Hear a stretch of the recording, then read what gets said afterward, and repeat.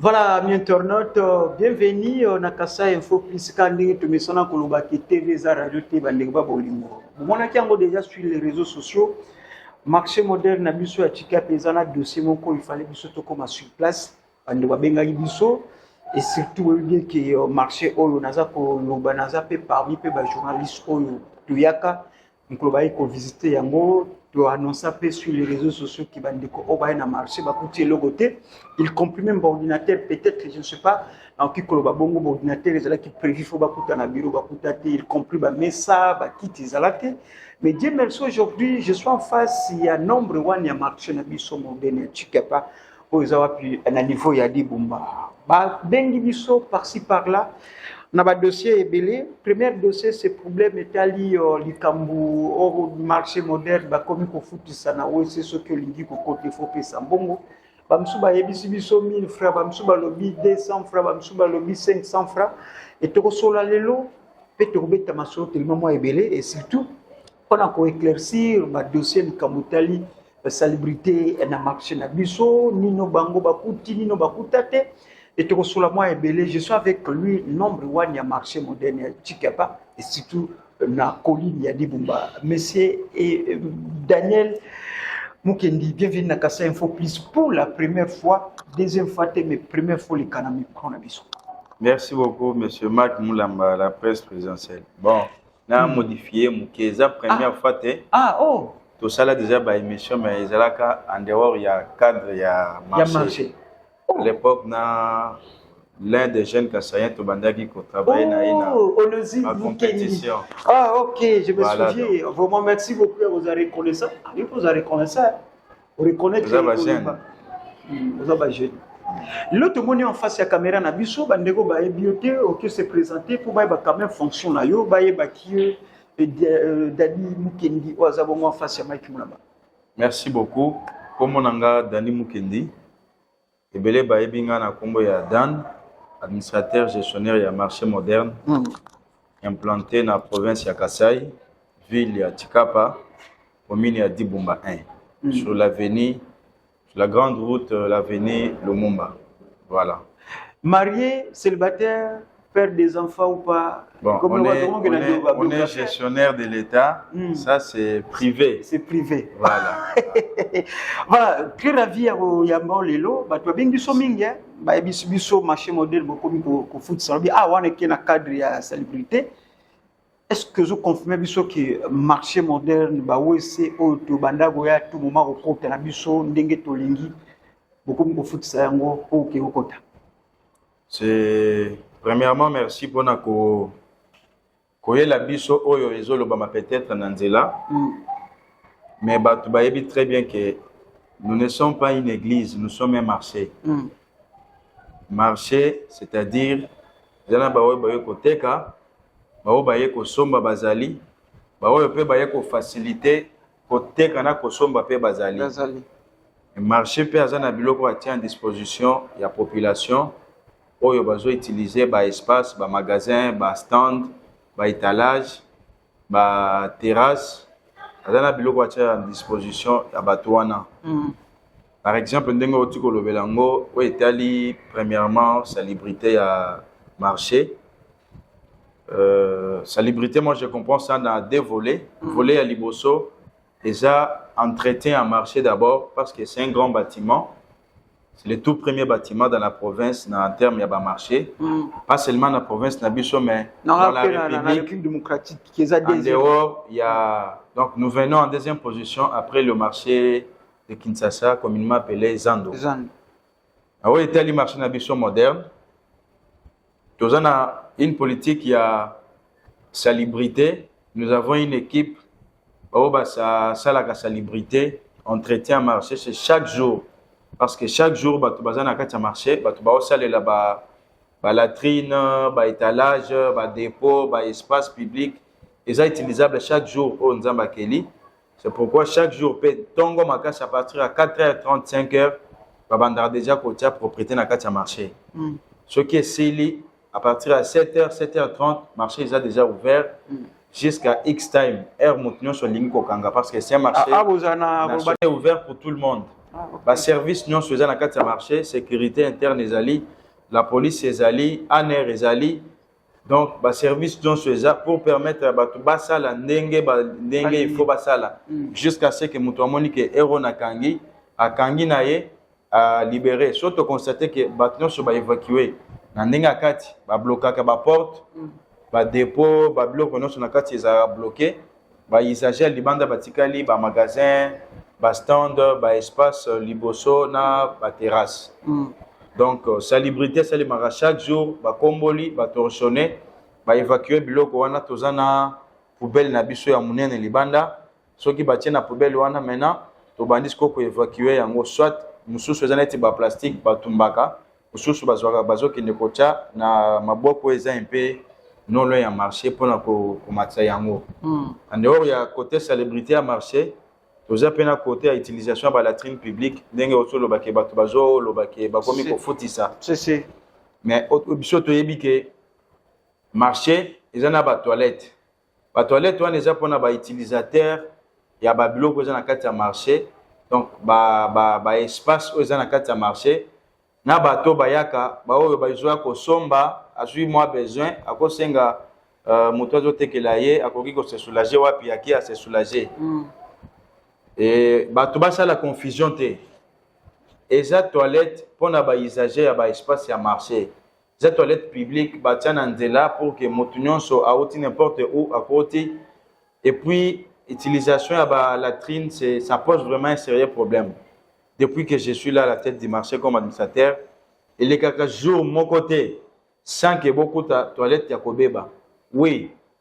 C'est notre travail ya kotia batu. Balandela kandenge bazab ndenge bazolandela.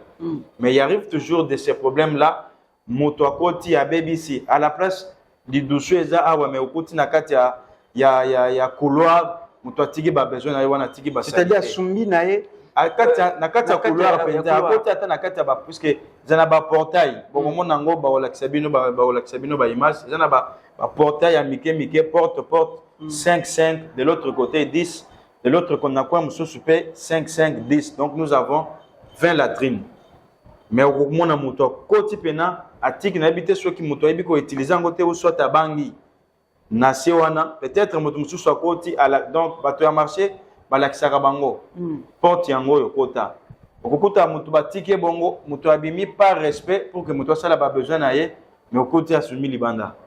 Oh, donc c'est tout un problème. Maintenant, quand on a constaté cela, on ne peut pas laisser les portes grandement ouvertes à n'importe qui pour avoir quand même une bonne suivi, na sauvegarde et là qu'on a vu ça. Parce que batu baye bate que les toilettes à marché, les toilettes administrateurs d'ani non, les toilettes il y a mutunyonso. Donc mutunyonso est censé apporter quand même construction naie, au bomba yango bien, au utiliser yango bien, au kouti.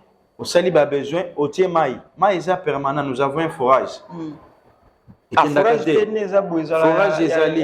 pour l'utilisation permanente de la latrine, na assainissement, contorsionné, na besoin de bateau, na magasin, na dépôt, parce que la rappelle maï wana. Mais au coup de maï zali, muto akuti, asali a besoin on a na couloir, abimi pe accueilli. Ça nous a maintenant ramené, il y a que ils allaient toujours fermé.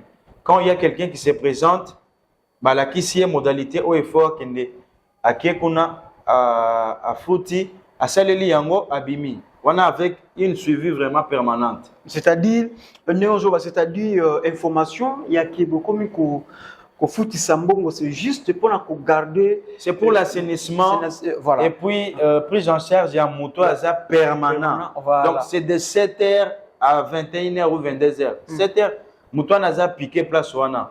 Chaque jour, il faut qu'on ait un matériel, il faut qu'on ait, il faut qu'on ait javel, nini ya couleur ba torchon na wana, ba torchon il faut chaque jour il faut ba gants, ba renouveler ngo chaque jour. Parce que combien il faut payer c'est combien parce que ba biso 1000 francs, ba mso 500. Non mais les mieux placés prix est égal à changer depuis que le marché est ouvert, ba faut toujours 200 francs. 200 francs pour accéder.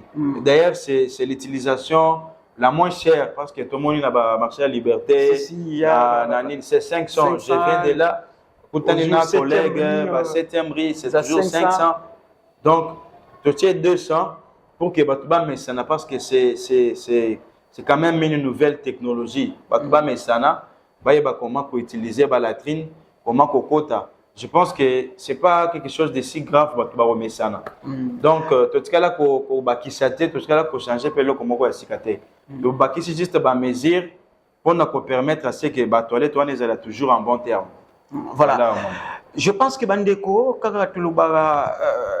à tout moment, si vous avez des informations, biso tulubara eloko biso tu parler vérité, tu as battu tes informations kaka likolo te poster. C'est pour cela que tu as faire pour interpeller mingi bani.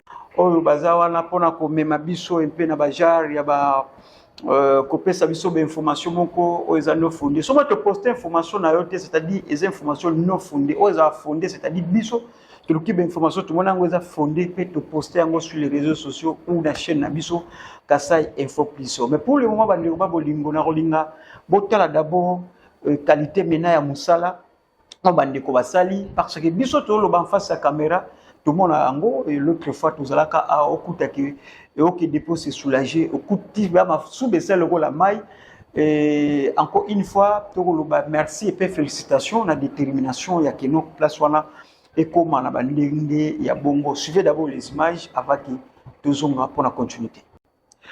Voilà, bomoni ngana bino TV zalaka radio te bandeko, bomoni quand même musala ndeko Daniel za ko sala juste pour na ko mema bijou oyo. Ebe babiso te na ba réalité o to mona ba bisika ebelo mona eloko epesa maki na maboko ya mtu moko songolo pakala. Inane ya pambo moni place wane baby batu baba obanda koloba bato pe baloba eza pe parmi bato ba rapona ko bebisa biso na bino obi réalité ya place ndenge ezalaka mais tala lelo image ndenge ba wose yango pe comme mais quand même quelque chose à ko féliciter bandeko tout mona ngo mabete kaka nde bato bono bali non partout to kenda to ebi ndenge makambo ezalaka pe makambo ndenge ezalaka marché za marché moko so kaka 2 jours apamba basali entretien nango te to meka ko tali susu awate. Deuxième sujet monsieur Dani, ce problème il y a contrat.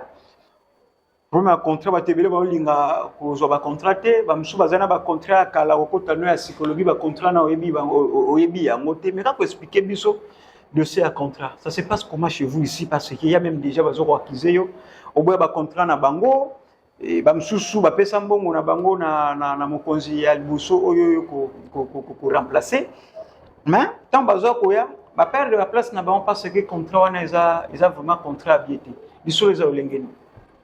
Bon, na makambo etali lisolo ya contrat ndenge botolo bake bato mosusu bazo yima ke ba contrat na bango eza soit bazwi yango te makambo moko ya bongo.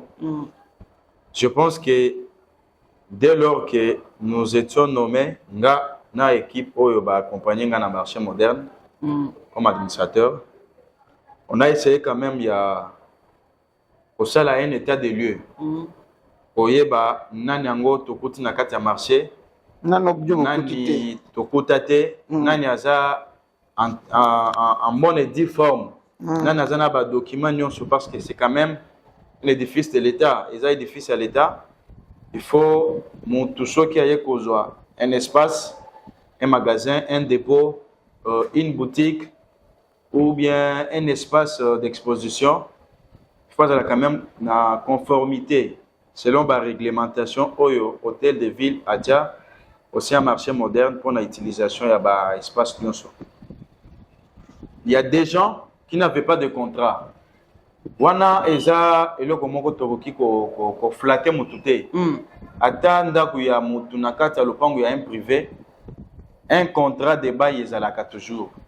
Comment se fait-il que tokuti mutu azo utiliser un espace sans avoir un contrat, c'est-à-dire au fandaki na yo pamba et puis bakokipe ko bimiso à n'importe quand parce que na kati ya contrat des places ba clause nyonso donc ba entente nyonso entre bailleurs on a représenté donc l'état on a représenté là ba utilisateur ya ba biloko nyonso wana ba magasin donc client donc ceux qui moto azana contrat te wana kamone ezana solution te. La solution oyo toyebi na kati ya marché moderne oyo faut ko salela eza kozala na contrat nyonso eza ba contrat ya bato oyo baza na kati ya marché mutu moko te aza na contrat na ye te ou soit mutu moko te azo se plaindre ne pas avoir batika to lobi non posa devant caméra parce non l'autre fois na bengayo par rapport il y a des gens oyo bazaki na ba contrat mais on a eu à harmoniser parce que to sala qui était des lieux to bongisa ki oyo ezalaki mabe pour que mutu soit à l'ordre lelo toza awa lobi to wi kozala te eza pouvoir et les kaka to wi kozala te faut batona batika na conformité na équipe oyo koya peut-être apé biso pour bazala déranger te. Même après nous, une équipe de contrôle ou bien une équipe de finances, que ce soit à un niveau provincial ou à un niveau national, qui koya ko contrôler, koyeba qui est réellement responsable, il y a eloko moko au marché et mettre à disposition à bas clients.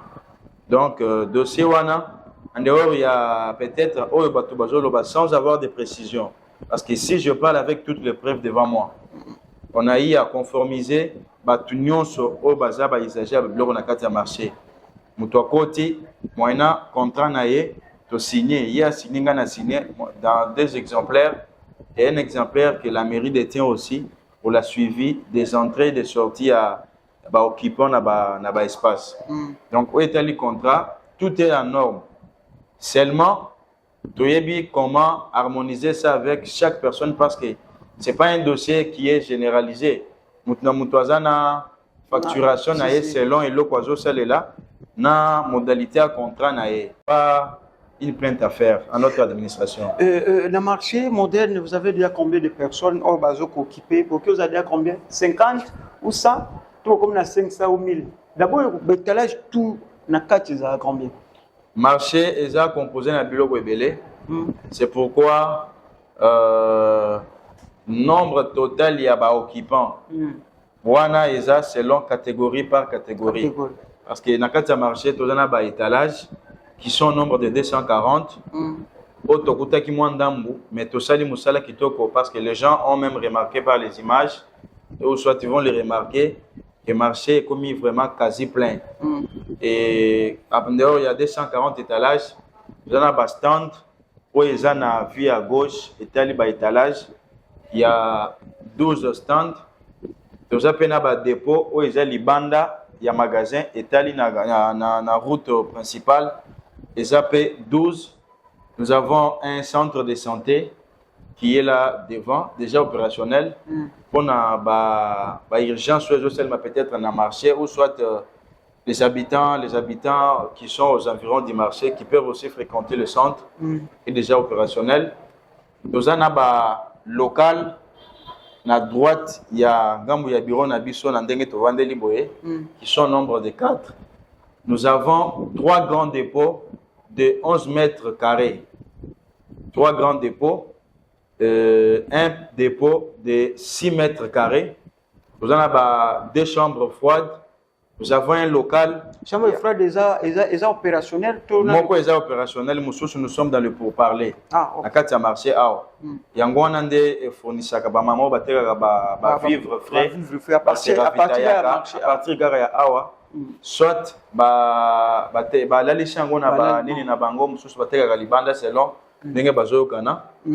Nous avons un local ya radiophonie. Toujours profiter peut lancer. Propriétaire à la radio dans la ville ou bien dans la province de Kassai, nous avons un espace de radiophonie prévu dans la construction déjà à l'intérieur de Marseille. Où il y a après, il y a tout ça l'isolo, tout peut essayer espace pour que la radio soit opérationnelle dans la carte de Marseille. Quelle radio par exemple radio déjà émetteur? Oui, il y a un émetteur. Nous avons installé un émetteur. Ils ont émettre dans le marché, même aux environs. Tout comme dans aux environs, il y a marché, il y a ville. Il y a la publicité, il y a le marketing, il y a le espace dans le marché. C'est ça l'importance. Il y a espace, il y a radiophonie, il y a marché. Tout comme nous avons un émetteur dans la balance voix. Il y a des programmes, des publicités, des prédications, affermissement, prières, des marché, la province. En dehors de ça, nous avons aussi des espaces à côté Libanda où ils sont utilisés comme terrasse, bar, début de boissons. Donc voilà au moins. Le qu'on sur Totangi, nous sommes utilisables aussi à Marseille. Et même beaucoup constaté que tous en akati ya kosala déjà musala pour évacuer bateau ba utiliser libanda à marché à gauche et à droite à marché parce qu'elle va créer un marché pirate pour besoin en akati à grand marché parce que l'État ne peut pas admettre bateau va créer tout marché. C'est-à-dire vraiment au batega ba mera biso batega ba moi ba boké. Oui, même baoyo basali ba boutique à bilamba les longs yanzela à 100 à 200 mètres il y a grand marché. Ce sont des marchés pirates. Dès lors que grand marché sont existé, ils en a posé il y a engouement. Tolingi posa na biso eza totika peut-être par notre passage ici, totika et lembo. Il y a bato batali avant et après engouement est comme un grand na marché moderne. Dingue la kanaba marché non sonné la kanazando. Donc, article non. Donc, on a quatre marché. Et là, autour de Luka, aussi engouement, on a yango de toujours Luka pour que, bah, au bazar na marché pirate les longs ya bandela, bakota. Nous sommes déjà en train de travailler avec la mairie na commune à Dibumba 1 ensemble. Voilà. Je pense que bandeko à tout moment toujours joua information très kitoko. Ils ont ça là. Et ça la biso moi bien. Et problème mon copain bandeko azo mi tout dans les lots. Place où tu banda goya lumière banda pe kozala mais puis vous retrouvez lumière les choses à la cale sous tout on a déjà parti à 19h 20h déjà bah toi comme quand po bazo nga parce que lumière exate ni les autres la po ba lumière ils déjà installé mais ils ont piloté ni les à la base ya lumière il y a marché et à tout moment opérationnel tending Israël. Merci beaucoup. Naebi que loba barimer peut-être mais pour na weza congrès le marché fonctionne et fonctionnement à marché zo senga pe que lumière ezala par exemple à Watovani nous sommes devant la lumière nous utilisons la lumière bato basa la différence oyo tolingi to la kisabango boy tokoki en pleine journée boy opelisa ba éclairage public te ezala ya kati to libanda il y a quatre tokoki kopelisa ba jour oyo peut-être moule les obeta moi moli les côtés toujours pelisa pour que bato ba continuer toujours pour travailler comme si c'est dans une journée normale et puis il y a libanda tozana 40 lampadaires nyonso eza opérationnel seulement et pelaka les soirs à partir à 19h 20h er moli les okota parce que selon provision il y a bateau batonga qui marché on aurait voulu que lampadaire est à la solaire ndenge to mona ka oya nzela ya panneau na moi boye ezozo a moi dès qu'il est molili et déclenché un moment ko epeli et oyoza électrique donc pour epela il faut courant izala et puis besoin comprendre avec nous avec certaines petites difficultés à courant aujourd'hui récemment. Tobanda qui conseille la groupe avec un peu de programmes. Banda kopela les longs la journée non sauté et opela au moment où bato bazana ngo besoin parce que nous avons gagné bateau bazolo ka éclairage pambate il y a aussi qui utilise des congélateurs pour congeler ba biloko ba masanga ba biloko koteka ba Thomson ba vivre frais d'une manière générale. Donc l'éclairage n'a plus les opérationnel et zo sala nango très bien sans aucun problème. Bandeko, je pense que la question que vous posez qui au bengela biso te poser encore monsieur Dadi. Question biso te poser oté, peni no biso to lobi na yo te ko kikolo basitu na bandeko bazotalo devant caméra. Et na bandeko vous appena besoin na yo si s'agit à numéro parce que plupart que réalité ya mboko mona muntu badani msuba mibota na bango déjà. Bakoma ngulia batu balar bakoma pe kosa batu balar na ba prix mongo bozo kande ba prix oyo peut-être au classe qui pona ko prix na ba niveau marché za na ngoya ngoti je sais pas ni no biso to poser pe ni oyo okoki koloba na population o bazotala surtout bandeko botalo na province libanda province po bandeko baza tellement bisike belé ba pena besoin que no ba koki ko bandosala pe ba activité na bango na niveau ya marché a. Merci beaucoup ndeko Mike. Premièrement, avant na lobailo na lingi nazanango na mtema Na tondio na remercier équipe na yo mobimba. Passage na bino na marché moderne. Marché moderne eza eloko yanga moko te na équipe na ngai. Eza eloko l'État congolais a tongeli population ya Kasai.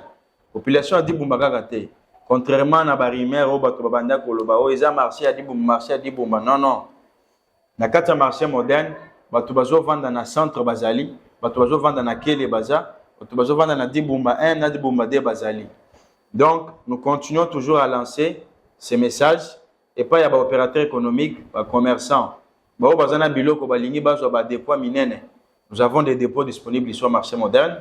Nous avons des stands, nous avons des étalages, nous avons des magasins au Italie Nandila.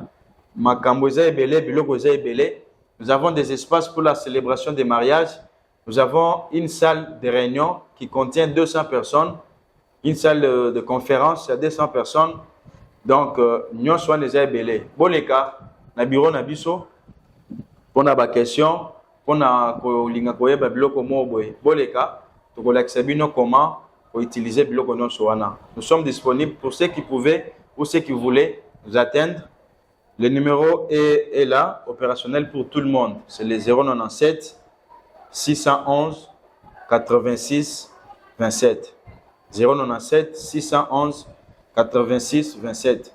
Appelez par ce numéro-là, on va vous recevoir par l'administration du marché et pour répondre, on n'a pas besoin de binonionso. Voilà, merci Bandeko, nous sommes arrivés à la fin de notre émission avec le numéro 1, c'est-à-dire Fatih Beton Nabiso marché Nabiso ya Chikapa. Donc comme Nasuka, à tout moment, ceux qui ont besoin d'actualité à temps réel, numéro Ezawana Ezabiso, Benga Biso, ceux qui ont rimé, ou Banga Bangate, parce que nous avons travaillé 24 heures sur 24 heures. Vraiment, aux Ezalaki nous tournons la bino de poser. Mais puis surtout, c'est la bino population.